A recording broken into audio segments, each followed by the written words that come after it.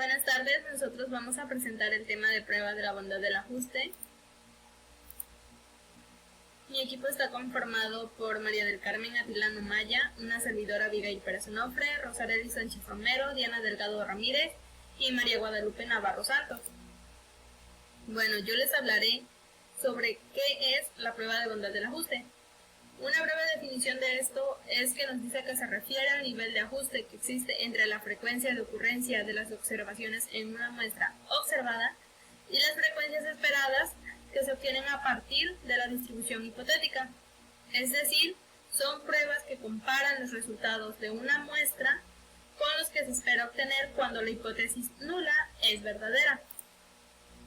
El objetivo de esta prueba es determinar si los datos se ajustan con algún nivel de significancia a determinada distribución, ya sea esta una distribución uniforme, la cual nos dice que se basa en el intervalo A, B, y las probabilidades son las mismas para todos los posibles resultados. Esta consta de valores mínimos y máximos que van desde el mínimo de A hasta el máximo de B.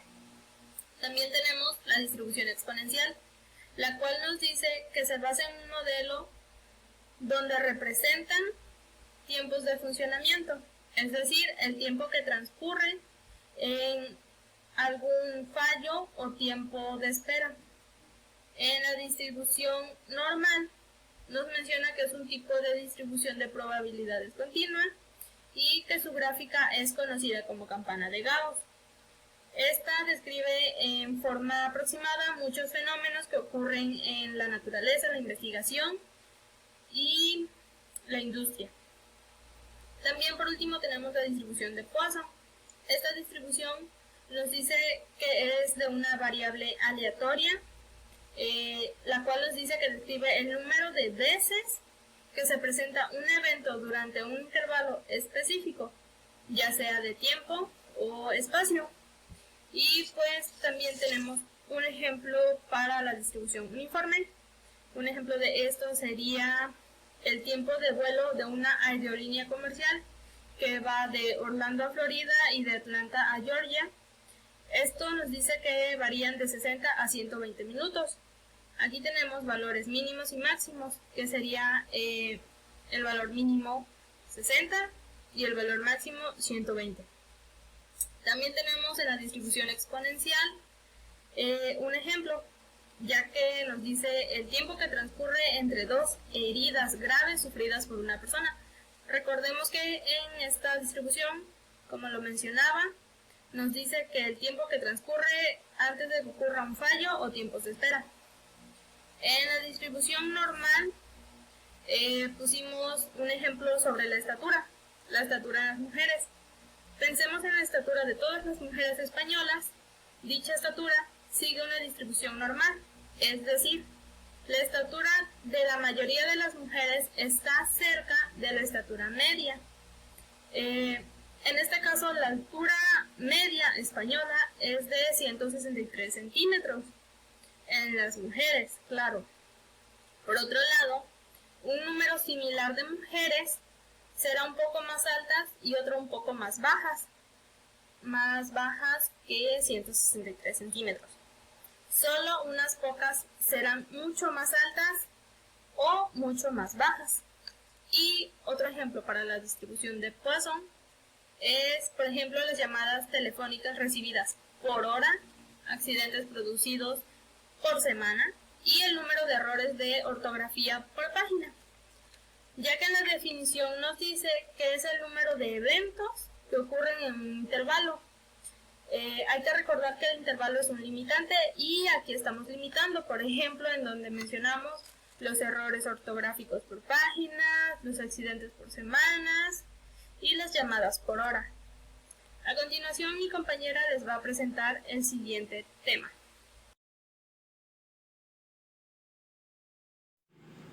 A continuación les explicaré sobre cómo identificar las hipótesis.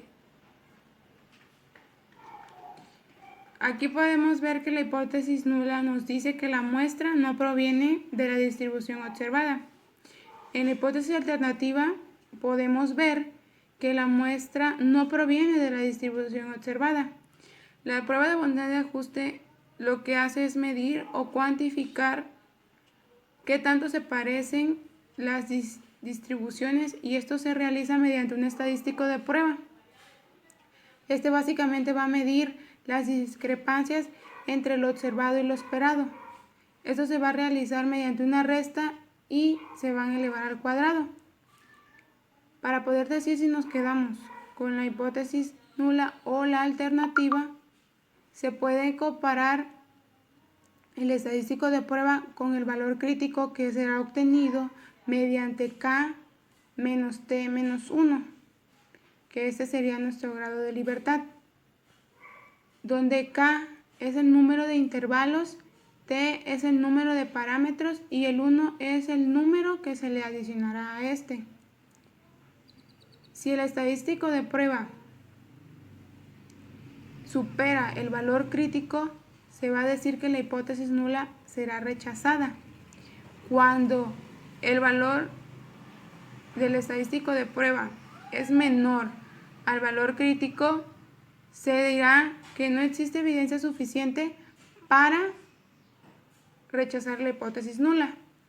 De esta manera podemos saber cuándo se rechazará y cuándo no se rechazará. Chi cuadrada. Trata de una prueba de hipótesis a partir de datos basado en el cálculo de un valor llamado estadístico de prueba. Este suele compararse con el valor crítico, el cual encontramos en tablas de estadística. Se utiliza para distribuciones continuas y distribuciones discretas. Esta prueba nos permite comparar qué distribución de significancia hay entre la frecuencia observada de la frecuencia teórica.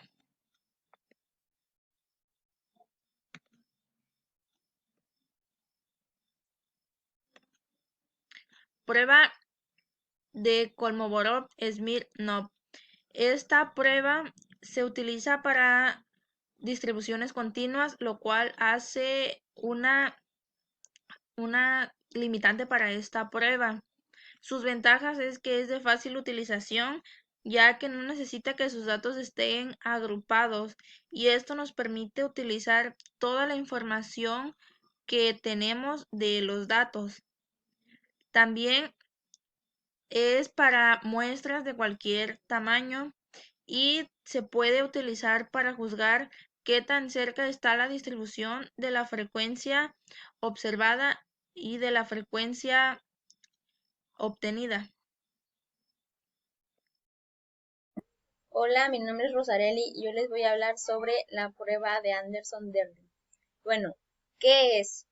Esta prueba tiene como propósito corroborar si una muestra de variable aleatoria proviene de una población con una distribución de una probabilidad específica, aunque en realidad se dice que esta prueba viene o radica de una prueba que se llama Kolmogorov, aunque tiene la virtud de detectar las discrepancias en los extremos de las distribuciones. Y como aquí dice, esta prueba es una prueba no paramétrica, ya que provienen de una distribución específica. Bueno, y como hay muchas ventajas, al igual también hay muchas desventajas, y alguna es que es necesario calcular los valores críticos para cada distribución. Esta prueba es muy sensible y es por eso que debe tener mucho cuidado con las distribuciones con límites inferiores acotados. Y obviamente no es confiable para distribuciones de tipo discreto. Esta prueba es muy similar a la prueba KS, ya que esta y la otra prueba al igual dan más peso a las diferencias en los valores extremos de la distribución que a los valores ubicados en el rango medio. Y es por ello que se recomienda solamente para distribuciones con colas pronunciadas. Y algún ejemplo que yo les puedo dar es que esta prueba de Anderson-Darling se puede utilizar para determinar si los datos cumplen el supuesto de normalidad para una prueba T. Bueno, y ahora los voy a dejar con mi compañera para que les explique otros temas. Gracias. Bueno, A continuación, yo les voy a presentar un ejemplo de la prueba de bondad de ajustes. Vamos a resolver un ejercicio y este ejercicio, mejor dicho, la problemática nos dice lo siguiente. En una muestra de 60 casas de la ciudad de Tierra Blanca se tomaron datos del costo de electricidad del último bimestre. La tabla de frecuencia es la que aparece enseguida. Es la que podemos apreciar aquí abajo, donde dice costo de electricidad y frecuencia observada. Se realiza la prueba de bondad de ajustes al 95% para ver si los datos parecieran seguir una distribución uniforme. Bueno, aquí podemos ver que nuestro estadístico de prueba que vamos a ocupar va a ser mediante la distribución chi cuadrada, el cual nos dice que es la suma de la diferencia de la frecuencia observada menos la frecuencia esperada y que esa se eleva al cuadrado y se divide entre lo esperado. Un dato aquí importante que no podemos visualizar en ese estadístico de prueba es que en la parte superior del símbolo de suma está la variable k, la cual nos indica el número de categorías o intervalos con los que vamos a trabajar. En este caso vamos a trabajar con 5, como podemos apreciar. Un dato importante es que cuando es la distribución chi cuadrada y los grados de libertad es mediante k-1, eso solamente se aplica cuando el valor de las frecuencias esperadas es 5 o mayor que 5 en cada uno de las categorías o intervalos con los que vamos a trabajar.